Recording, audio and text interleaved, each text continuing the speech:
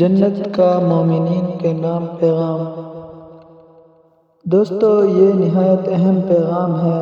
جو شخص اس پر عمل کرے گا وہ جنت الفردوس کا وارث ہوگا۔ مروی ہے کہ جب اللہ تعالیٰ نے جنت عدن پیدا کی اور اس میں درخت وغیرہ اپنے ہاتھ سے لگائے تو اسے دیکھ کر فرمایا، کچھ بول۔ اس نے درج ذیل آیتیں تلاوت کی جو قرآن میں نازل ہوئیں۔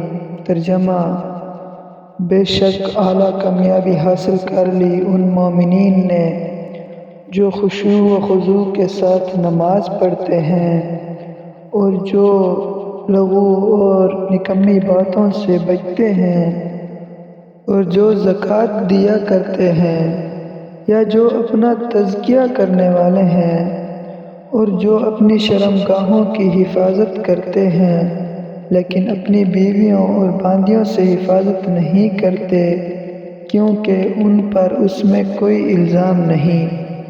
ہاں، جو اس کے علاوہ شہوت رانی کی جگہ طلبگار ہوں، وہی لوگ حد سے بڑھنے والے ہیں، اور جو اپنی امانتوں اور اپنے عہد و پیمان کا خیال رکھتے ہیں اور جو اپنی نمازوں کی پابندی کرتے ہیں، ایسے لوگ وارث ہونے والے ہیں جو جنت الفردوس کے وارث ہوں گے، وہ اسی میں ہمیشہ رہیں گے۔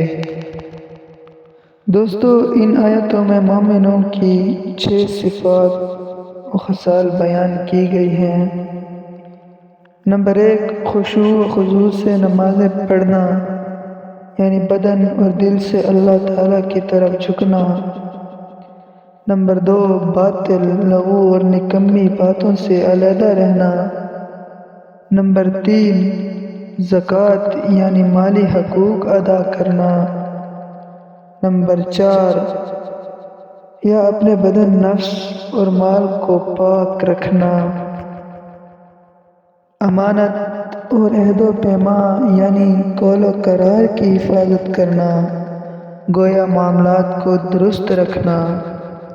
اور آخر میں پھر نمازوں کی پوری طرح حفاظت کرنا کہ اپنے وقت پر آداب و شروط کی رعایت کے ساتھ ادا ہوں۔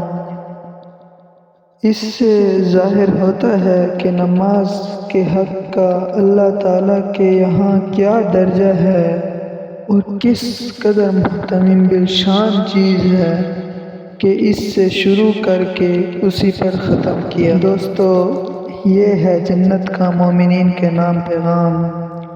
جو خوش نصیب اس پیغام کو قبول کرے گا اور مذکورہ بالا 6 صفتوں اور خصلتوں کو اپنائے گا، انشاءاللہ العزیز وہ جنت الفردوس کا ضرور وارث ہوگا۔